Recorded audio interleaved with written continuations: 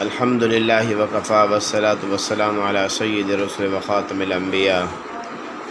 میرے محترم دوستو، 26 رمضان المبارک آنے والی رات اسلام کی نہایت عظیم الشان تاریخی رات ہے، جو 27 رمضان المبارک کی رات کہلاتی ہے۔ احادیث میں اس کے بڑے فضائل آئے ہیں لیلۃ القدر کے۔ حضرت عبداللہ ابن عباس رضی اللہ عنہ فرماتے ہیں کہ اللہ پاک نے قرآن کریم کے اندر انا انزلناہ فی لیلۃ القدر یہ 3 مرتبہ ارشاد فرمایا ہے، اور ہر لیلۃ القدر میں 9 حروف ہیں، 9 3 27 ہوتے ہیں، لہٰذا راتیں تو 5 ہیں، لیکن اللہ نے جو عزت اور عظمت 27 کو عطا فرمایا وہ اور کسی کو نہیں ملی۔ انبیاء تو سارے آئے، جو عزت اللہ نے ہمارے نبی پاک صلی اللہ علیہ وسلم کو عطا فرمایا وہ کسی اور نبی کو اللہ نے نہیں عطا فرمائی۔ دن تو سارے ہیں، لیکن جو عظمت اللہ نے جمعہ کو عطا فرمایا وہ کسی اور دن کو نہیں۔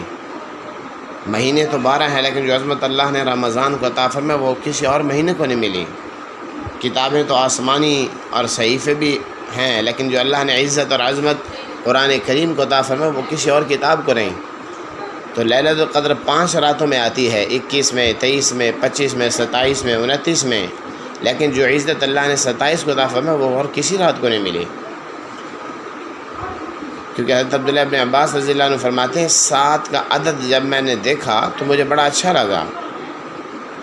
آخری عشرے میں جو 7 کا عدد 27 کے حروف سے آتا ہے، آسمان بھی 7، زمینیں بھی 7، انسانی جسم میں سوراخ بھی 7، اور انسان جن اعضاء پہ سجدہ کرتا ہے وہ بھی 7، صفا اور مروہ کے چکر بھی 7، بیت اللہ کا جو طواف کرتا ہے وہ بھی 7 چکروں پر ایک طواف مکمل ہوتا ہے۔ اور اسی طریقے سے ایک بات ہم ذہن میں رکھیں، رسول اللہ صلی اللہ علیہ وسلم نے فرمایا یہ جو لیلۃ القدر کی مبارک رات ہے، اس میں اللہ پاک ہر طرح کے گناہ گار کو معاف کر دیتے ہیں، لیکن 4 بد نصیب ایسے ہیں ان کی اس رات میں بھی بخشش کا اعلان نہیں ہوتا جب تک کہ وہ سچے دل سے توبہ نہ کریں۔ نمبر 1 شراب کا عادی، نمبر 2 ماں باپ کا نافرمان، نمبر 3 رشتہ داروں سے، محلے داروں سے، ملنے ملانے والوں سے تعلق توڑنے والا، اور نمبر 4 دل میں کینہ رکھنے والا۔